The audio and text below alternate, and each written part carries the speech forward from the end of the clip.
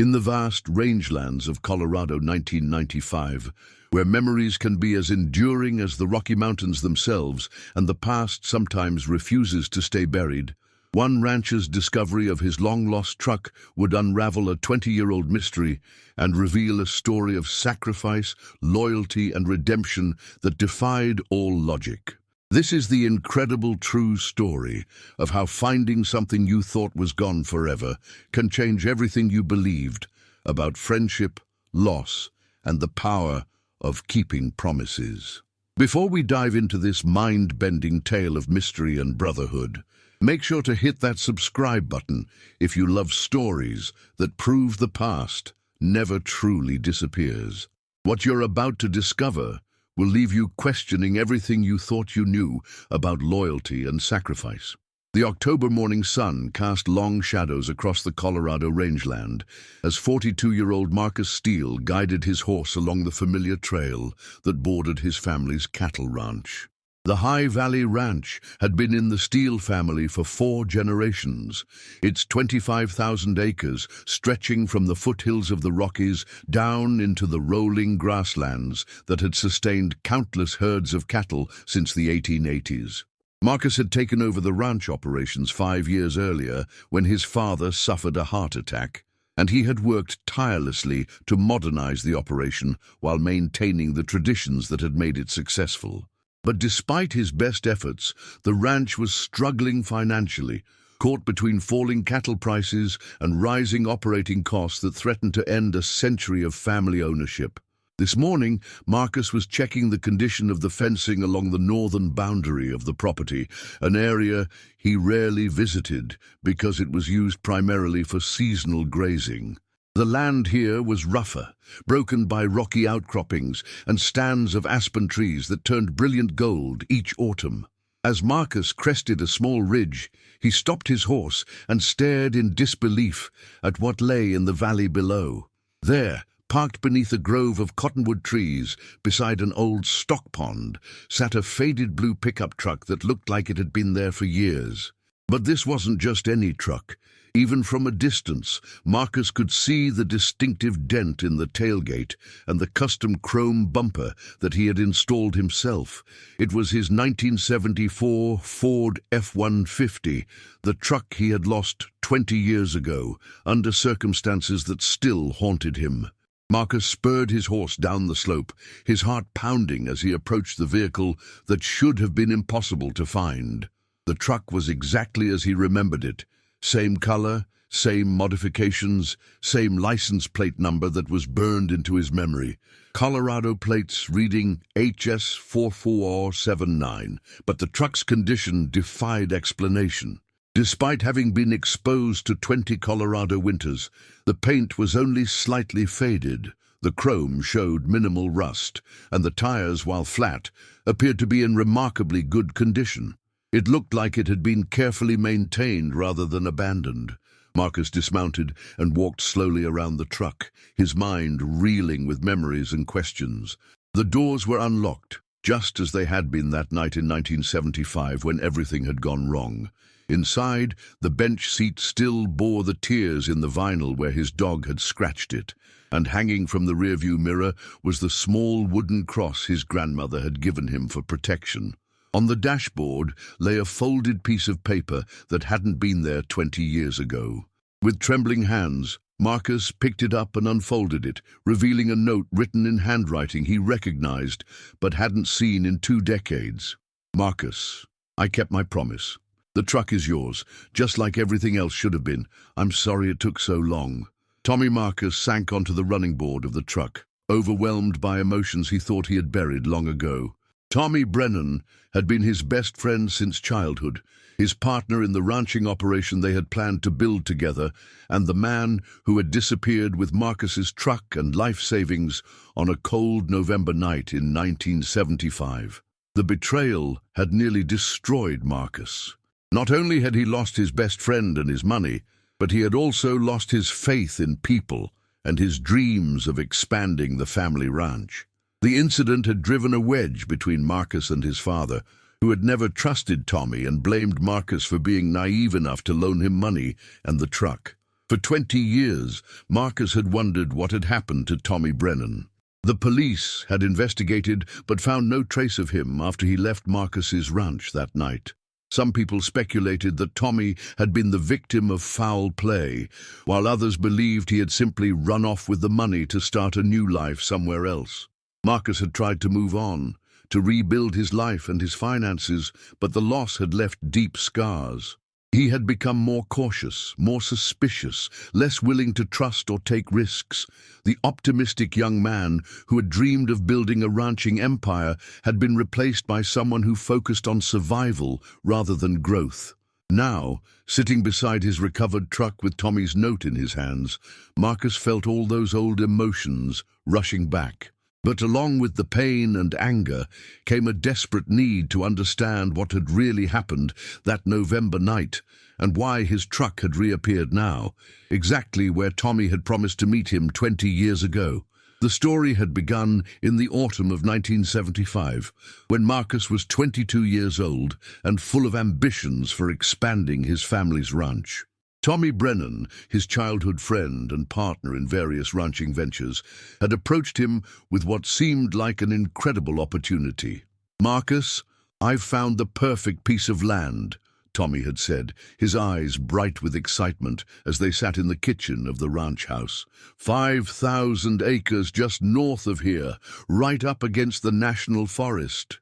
The owner needs to sell quickly because of medical bills, and he's willing to take $40,000 for the whole spread. $40,000 was a fortune in 1975, but Marcus had been saving money for years with the dream of expanding the ranch. He had $25,000 in the bank, and Tommy claimed he could come up with the remaining $15,000 from his own savings and a loan from his uncle. "We'll be equal partners," Tommy had promised, 50-50 ownership, and we'll run cattle on both properties. With that much land, we could build one of the biggest operations in the county. Marcus had been skeptical at first. The deal seemed almost too good to be true, but Tommy had shown him photographs of the property, along with what appeared to be legitimate survey maps and legal documents. More importantly, Marcus trusted Tommy completely. They had been friends since childhood, had worked together on dozens of projects, and had never had a serious disagreement. Against his father's advice, Marcus had withdrawn his savings and given the money to Tommy, along with the keys to his pickup truck, so that Tommy could drive to Denver to meet with the property owner and complete the transaction. They had arranged to meet at the old stock pond on the northern boundary of the Steele Ranch on November 15th, where Tommy would return with the deed to their new property. Marcus had waited at the stock pond from sunset until dawn, but Tommy never arrived. When Marcus finally returned to the ranch house, he found a brief note from Tommy saying that there had been complications with the deal and that he needed more time to sort things out. The note promised that Tommy would be in touch within a few days. Days turned into weeks, weeks into months, and Tommy Brennan was never heard from again. The property he had claimed was for sale didn't exist. The legal documents were forgeries, and the photographs showed land that belonged to the National Forest Service. Tommy had disappeared with Marcus's life savings and his truck, leaving behind only questions and a friendship destroyed by betrayal. Now, 20 years later, Marcus found himself back at the same stock pond where he had waited for Tommy that November night. But instead of answers, the discovery of his truck had only deepened the mystery. If Tommy had stolen the truck and the money, why had he brought it back? If he had died or been killed, who had maintained the truck all these years and left the note? As Marcus sat in the fading afternoon light, trying to process the impossibility of what he had found, he noticed something else that made his blood run cold. Beside the truck, partially hidden by tall grass and fallen leaves, was a small pile of stones arranged in a distinctive pattern, the same pattern he and Tommy had used as children to mark their secret hiding places. With growing trepidation, Marcus began moving the stones aside, revealing a metal box buried in the soft earth beneath. Inside the box were items that made his hands shake. His $25,000, still in the bank envelopes he had withdrawn it from 20 years ago, a letter addressed to him in Tommy's handwriting, and a photograph of the two friends as children, grinning at the camera with their arms around each other's shoulders. Marcus opened Tommy's letter with trembling fingers, not sure he was prepared for whatever truth it might contain. But he knew that after 20 years of questions and pain, he finally had a chance to learn what had really happened to his best friend and why his truck had returned to the exact spot where their friendship had ended. The answers he was about to discover would change everything he thought he knew about loyalty, sacrifice, and the power of promises kept even beyond death. The buried truth. Marcus sat beside his recovered truck as the sun began to set behind the Rocky Mountains, Tommy's letter clutched in his hands. The familiar handwriting brought back memories of childhood notes passed in school, plans sketched on napkins, and dreams shared between best friends who thought they would conquer the world together. The letter was dated November 16th, 1975, the day after Tommy was supposed to have met Marcus at the stock pond. Dear Marcus, if you are reading this, then something has happened to me, and you have finally found the truck where I promised to bring it. I pray that you will also find this letter and the money, because you deserve to know the truth about what happened, even if that truth comes too late to save our friendship. I need you to know that I never betrayed you, Marcus. I never intended to steal your money or your truck. Everything I told you about the land deal was a lie, but I didn't create that lie to hurt you. I created it to save you. 3 weeks before I came to you with the story about the property, I was approached by Vincent Carlisle and 2 of his men. You know who Carlisle is. Everyone in the county knows his reputation as a loan shark and worse. What you don't know is that my father owed Carlisle $30,000 from gambling debts that had been building up for over a year. Carlisle told me that if the debt wasn't paid by November 15th, he would kill my father and then come after me and anyone else in my family. But he offered me an alternative. If I could get him $25,000 by that date, he would forgive the entire debt and leave my family alone. I knew you had been saving money to buy land, and I knew you trusted me enough to help if I asked. But I also knew you would never agree to give me the money if you knew it was going to pay off gambling debts to a criminal. So I invented the story about the property, thinking I could somehow make it right later. My plan was to give Carlisle your money, then work the rest of my life to pay you back with interest. I thought I could find a way to explain what had happened and earn your forgiveness.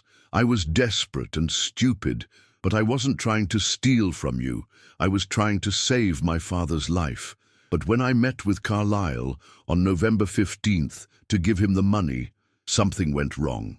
He accused me of shorting him, said that $25,000 wasn't enough to cover the interest and penalties that had accumulated. He demanded the full $30,000, plus another $10,000 as a lesson fee for making him wait so long. I told him I didn't have any more money, that $25,000 was all I could get. That's when he told me his real plan. He had never intended to let me pay off the debt. He wanted to use me as an example to other people who owed him money. He said he was going to kill me and make sure everyone knew what happened to people who tried to cheat Vincent Carlisle.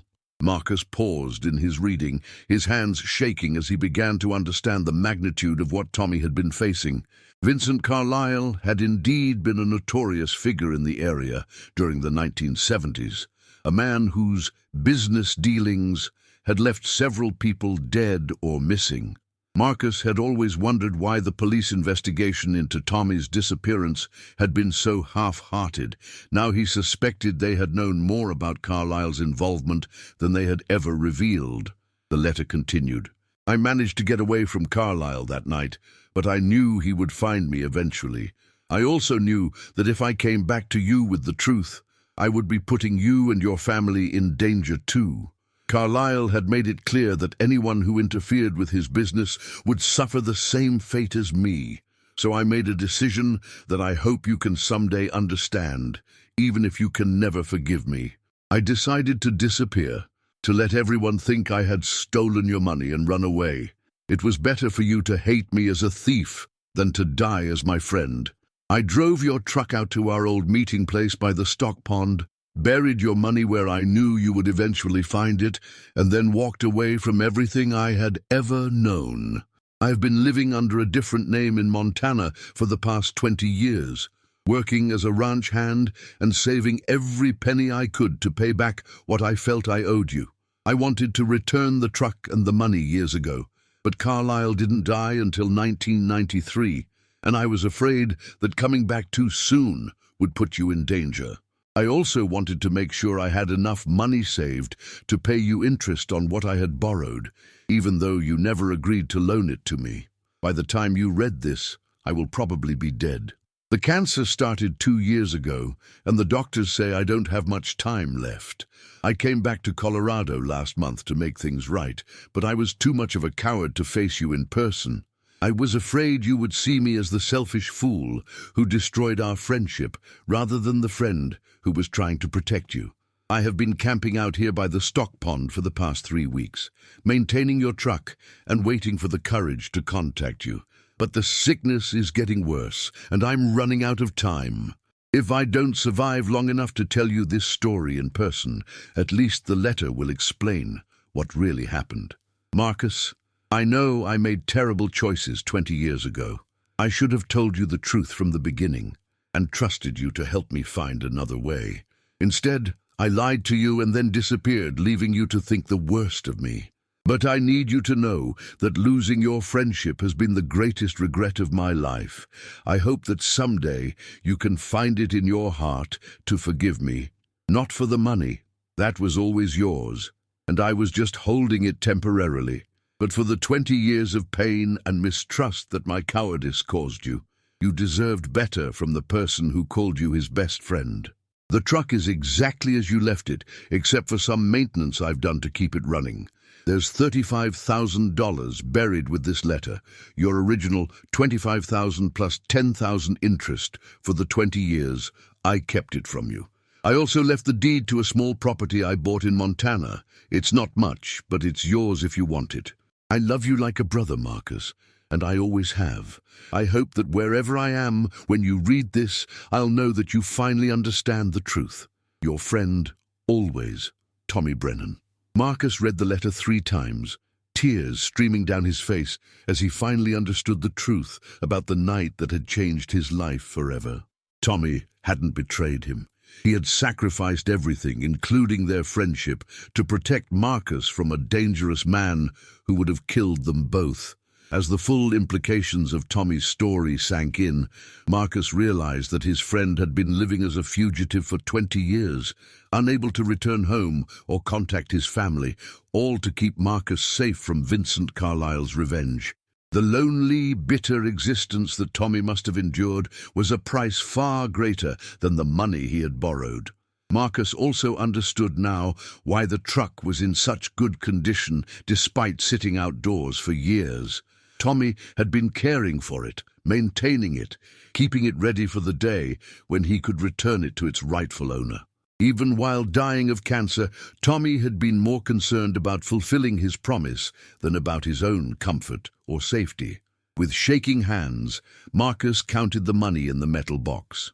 True to his word, Tommy had returned not just the original $25,000, but had added $10,000 more as interest. There was also a deed to 160 acres in Montana, along with a note explaining that the property had a small cabin and good water rights. But most precious of all was a small notebook containing entries that Tommy had written over the past 20 years. A record of his life in exile and his constant thoughts about the friend he had left behind. The entries revealed a man consumed by guilt and longing, working menial jobs and living in poverty while saving every dollar to make amends for a debt that had never really been his fault. January 1st, 1980, 5 years now since I've seen home. Worked cattle all winter in sub-zero weather, saved $800 this month, still owe Marcus everything. Miss talking to him more than I miss anything else in my old life. December 25th, 1985, 10 years. Spent Christmas alone in a boarding house. Heard from a trucker that Marcus got married last year. Hope she makes him happy. Hope she never has to know what kind of friend let him down. November 15th, 1990. 15 years to the day. Went to church for the first time in years and prayed for Marcus's forgiveness. Still don't know if I'll ever be brave enough to ask for it. The final entry was dated just 2 weeks earlier, October 1st, 1995. The doctors say I have maybe a month left. Finally came home to Colorado, but I still can't face Marcus. I'll leave everything where he'll find it eventually and hope that the truth will be enough. I pray he can forgive me for being a coward, even if he can't forgive me for lying. Marcus closed the notebook and looked up at the first stars appearing in the darkening sky. Tommy Brennan had kept his promise after all, but the price he had paid for keeping it was more than any friendship should have demanded. The man who had been branded a thief and a betrayer had actually been a hero who had sacrificed his entire life to protect his best friend. As Marcus climbed into the cab of his recovered truck, he knew that finding the vehicle was just the beginning of a much larger story. Tommy's letter had answered some questions, but it had raised others that would require a journey to Montana and a reckoning with 20 years of misplaced anger and grief. The key was still in the ignition, just as Tommy had left it 20 years ago. Marcus turned it, and the old Ford's engine coughed to life, running smoothly despite 2 decades of neglect. It was as if the truck had been waiting patiently for its owner to return, just as Tommy had been waiting for the courage to make things right. The journey to redemption. Marcus spent a sleepless night wrestling with the revelations in Tommy's letter. By dawn, he had made a decision that would have seemed impossible just 24 hours earlier. He was going to Montana to find his friend, to tell him in person that he understood and forgave him, and to somehow make up for 20 years of believing the worst about someone who had sacrificed everything to protect him. The address on the Montana property deed led Marcus to a small town called Willow Creek, nestled in a valley between snow-capped peaks about 300 miles north of the Colorado border. The drive in his recovered truck gave Marcus time to process everything he had learned and to plan what he would say when he found Tommy. But when Marcus arrived in Willow Creek, he discovered that he was too late. The clerk at the local general store, a weathered woman named Sarah Mackenzie, recognized Tommy's description immediately. "You're talking about Tom Bradley," she said, using the name Tommy had adopted during his years in exile. "He's been working ranches around here for near 20 years. Good man, quiet, never caused any trouble." "Where can I find him?" Marcus asked, his heart pounding with anticipation. Sarah's expression grew somber. "I'm sorry, friend, but Tom passed away 3 weeks ago. Cancer took him pretty quick at the end. We buried him up in the cemetery on Settlers Hill." Marcus felt the world spinning around him. After 20 years of separation and 24 hours of hope, he had missed his chance to reconcile with Tommy by just 3 weeks. The friend who had sacrificed everything to protect him had died alone, still believing that Marcus hated him. Did he have any family?" Marcus asked, struggling to keep his voice steady. "No family that we knew of. Tom was a private man, never talked much about his past, but he was well-liked around here, worked for several different ranches over the years, always reliable, always honest." Sarah studied Marcus's face with the shrewd eyes of someone who had lived in a small town long enough to recognize pain when she saw it. "You were someone important to him, weren't you?" Marcus nodded, unable to trust his voice. "Well, if you want to pay your respects, the cemetery's about 2 miles north of town. Tom's got a simple marker under the big oak tree, and if you're looking for his place, it's another 5 miles past that, up Canyon Road. He left everything to the local church, but they haven't done anything with it yet." Marcus drove to the cemetery first, his emotions a tangle of grief and regret. Tommy's grave was indeed under a large oak tree, marked with a simple stone that read, "Thomas Bradley, 1953-1995, a good man who kept his promises." Standing beside his friend's grave, Marcus finally gave voice to the words he had traveled 300 miles to say, "Tommy, I'm sorry. I'm sorry I didn't trust you enough to tell me the truth. I'm sorry I spent 20 years hating you for something you didn't do, and I'm sorry I wasn't here when you needed me." The October wind rustled through the oak leaves as Marcus continued. "I found the truck, and I found your letter. I know what you did for me, and I know what it cost you. You were right to protect me from Carlisle, but you were wrong to carry that burden alone. We could have faced it together." Marcus spent an hour beside Tommy's grave, telling him about the ranch, about his marriage to Linda 3 years earlier, about the struggles they had faced and the dreams they were still pursuing. He talked to Tommy as if his friend could hear him, sharing 20 years of experiences that they should have lived together. When Marcus finally left the cemetery, he drove to Tommy's cabin, using the key that had been included with the property deed. The small log structure was neat and sparse, furnished with the bare necessities and little else. But what struck Marcus most was how much it reminded him of Tommy's room back at his family's ranch. The same tidy organization, the same practical approach to possessions. On a shelf above the fireplace, Marcus found a collection of newspaper clippings that Tommy had saved over the years. Articles about the High Valley Ranch, notices of cattle sales, even Marcus's wedding announcement from the local paper. Tommy had been following his friend's life from a distance, celebrating his successes and worrying about his struggles while never daring to make contact. But it was what Marcus found in Tommy's desk drawer that nearly brought him to his knees. There, carefully preserved in a manila envelope, were dozens of letters that Tommy had written to Marcus over the years, but never sent. The letters chronicled 20 years of exile, regret, and undying friendship. "Dear Marcus, it's been 2 years now, and I still wake up every morning thinking about what I should have done differently. I saw in the paper that cattle prices are down again. I wish I could be there to help you get through the hard times like we always said we would. Dear Marcus, I heard through the grapevine that your father passed away. I wanted to come to the funeral, to pay my respects, and maybe try to explain what really happened, but I was afraid that seeing me would just make things worse for you. I said a prayer for him and for you. Dear Marcus, the paper says you're engaged to Linda Patterson. I remember her from school. She was always kind to everyone, and she's beautiful too. I hope she makes you as happy as you deserve to be. I hope she helps you forget what a terrible friend I turned out to be." Each letter revealed the depth of Tommy's loneliness and his desperate wish to reconnect with the friend he had left behind. But they also revealed his continuing love and loyalty, his pride in Marcus's accomplishments, and his determination to someday make things right. The final letter in the collection was dated just 1 month earlier. "Dear Marcus, the doctors say I don't have much time left, and I finally worked up the courage to come home to Colorado. I've been watching your ranch from a distance, and I can see that you're struggling financially. I wish I could help, but I know you'd never accept anything from me after what I did. I've decided to leave your truck and the money where you'll eventually find them, along with a letter explaining what really happened. I hope that someday you'll understand why I made the choices I did, even if you can never forgive me for making them. I want you to know that being your friend was the best part of my life, and losing that friendship was the worst mistake I ever made. I hope you found the success and happiness that you always deserved.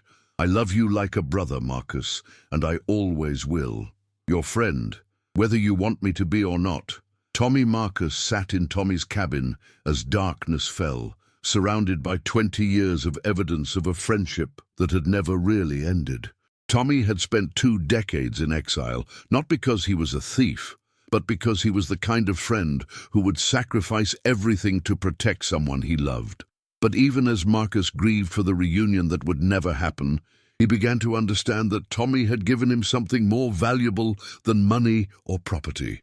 He had given him a lesson in loyalty, sacrifice, and the true meaning of friendship. The next morning, Marcus visited the local pastor who had conducted Tommy's funeral service. Reverend James Mitchell was a soft-spoken man in his 60s who had known Tommy for over 15 years.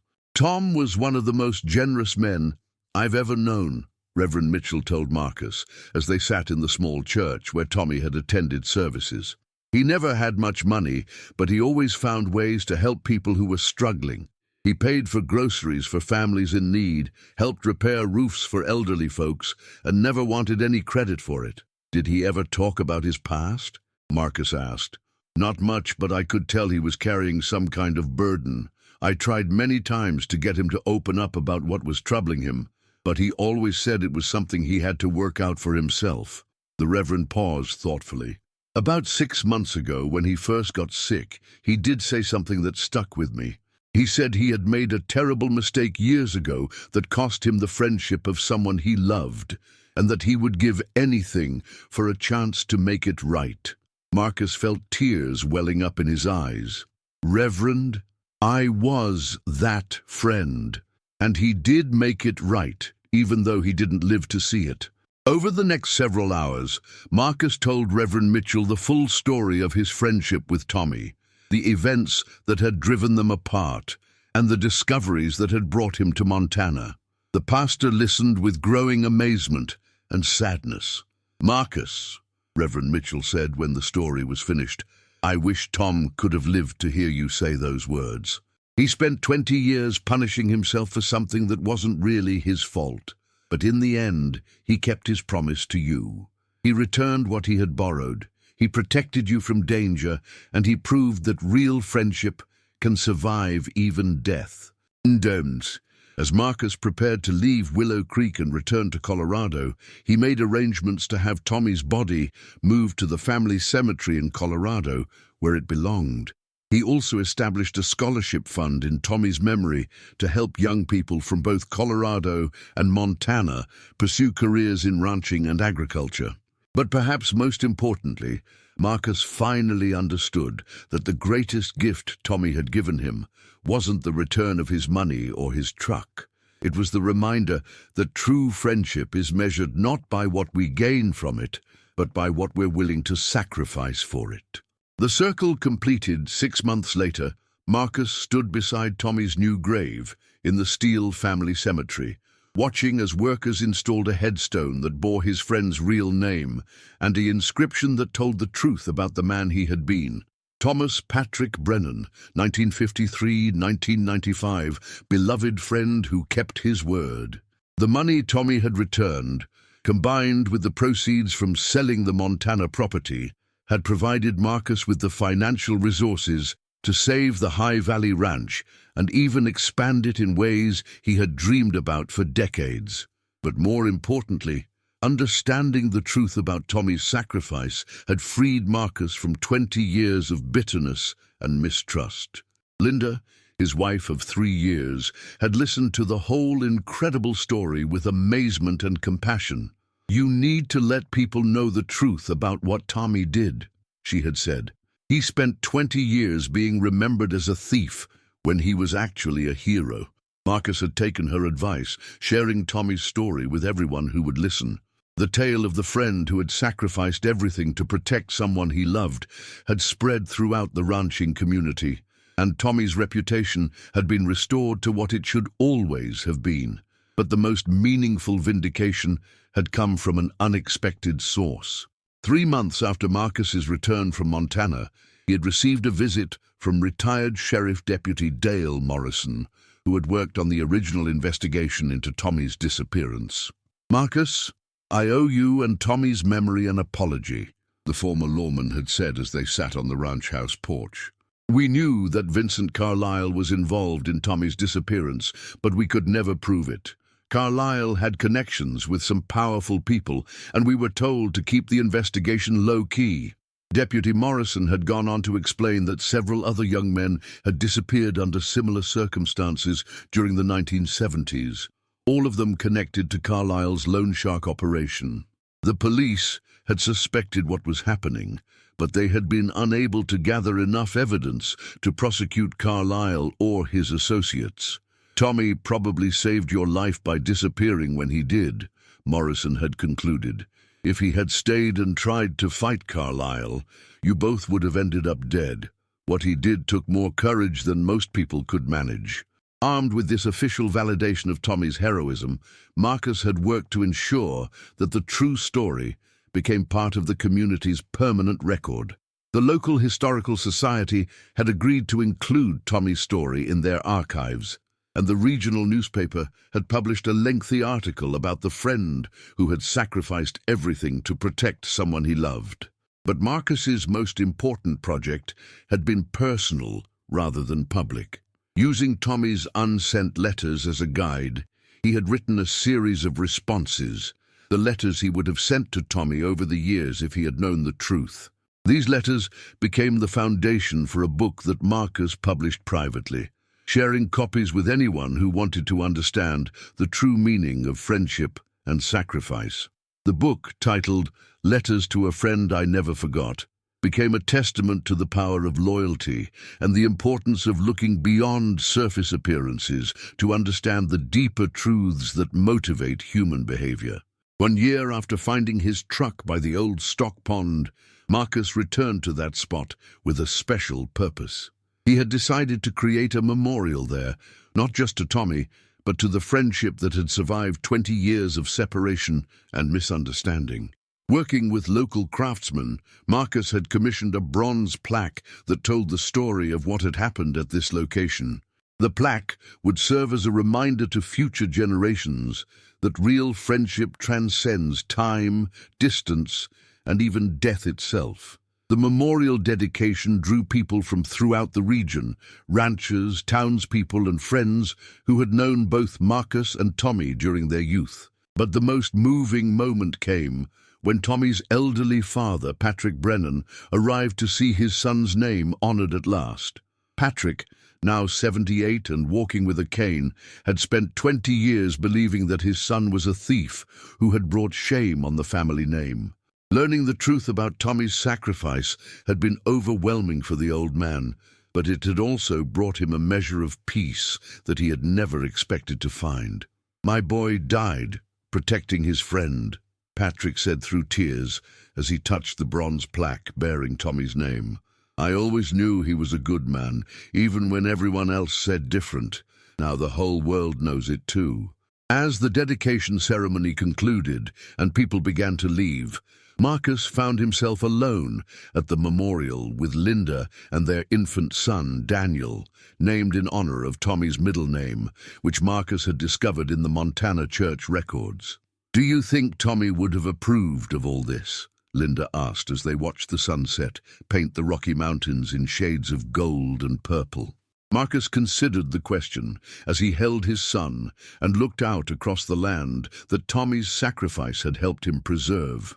"I think Tommy would have been embarrassed by all the attention," he said finally. "He never wanted to be seen as a hero. He just wanted to do the right thing, even when it cost him everything. And that's exactly what made him heroic," Linda replied softly. As they prepared to leave the memorial site, Marcus noticed something that made him smile. There, growing beside the bronze plaque, were several wildflowers that hadn't been planted by human hands. Hardy mountain blooms that had somehow taken root in the rocky soil, creating a natural bouquet for his friend's memory.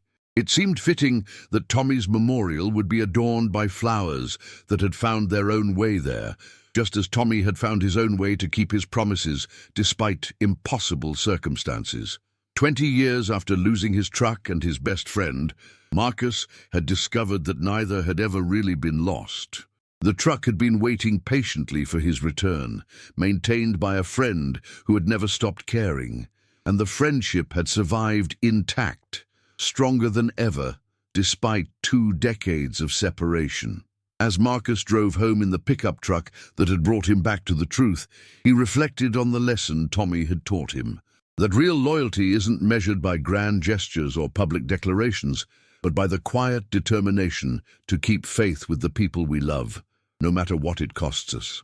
The rancher who had found his truck in the same place he had lost it 20 years ago had learned that some promises are kept not because they're easy, but because they're necessary.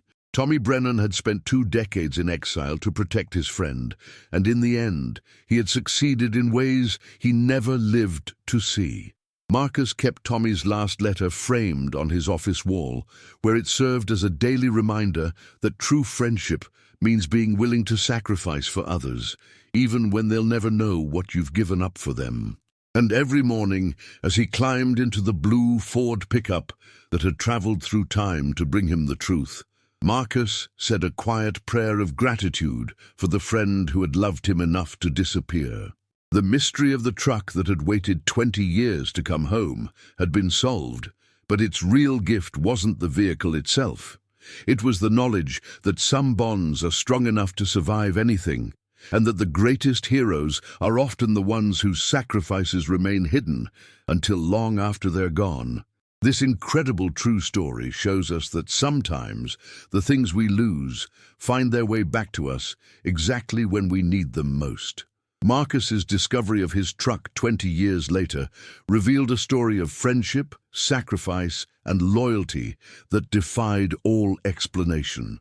Proof that some promises are kept not because they're easy, but because they're sacred. If this story of brotherhood and redemption moved you, please hit that like button and subscribe for more amazing true stories that prove the bonds between friends can transcend time, distance, and even death itself. And I want to hear from you. Drop a comment below and tell me what city you're watching from. Remember, we never know what battles our friends might be fighting in silence, or what sacrifices they might be making to protect us. When someone you trust seems to let you down, I hope you'll remember Tommy Brennan and consider that there might be more to the story than meets the eye. Until next time, keep believing in the power of loyalty and the strength of bonds that can never truly be broken.